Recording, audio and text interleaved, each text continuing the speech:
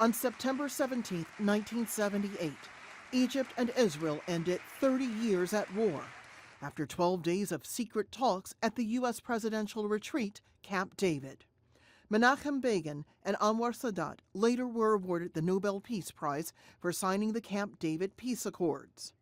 An achievement that reflects the courage and wisdom of these two leaders. Jimmy Carter, too, received the same prize for using the power of his office to compel sworn enemies to talk, to listen, and to make a deal. Many had hoped the peace treaty with Egypt and then with Jordan would improve the chances of a peace deal between Israel and the Palestinians. 30 years later, despite the Oslo Accords and repeated U.S. efforts to hold peace talks, experts say achieving the two-state vision is as difficult as it's ever been. A lot of ideas are out there: federation, confederation, one state, three states. But every time one studies this issue in any detail, you come back to the two-state solution as the only outcome that would satisfy the national aspirations of both sides. There are many reasons why Israeli-Palestinian peace talks have stalled. Some blame the failure of Palestinian President Mahmoud Abbas to prevent attacks on Israelis. Others reject the Trump administration as a broker for future talks. Benjamin Netanyahu's government keeps building Jewish settlements in the occupied West Bank and restricts Palestinians' movements around the territory.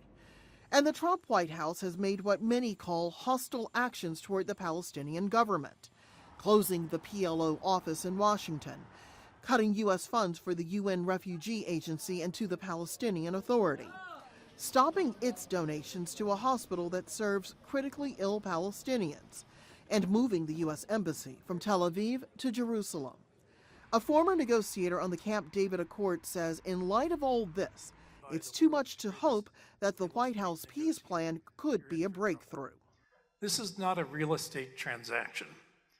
Real estate's involved, but this is also about national interests, about security concerns, about highly symbolic issues, Jerusalem, about people's rights.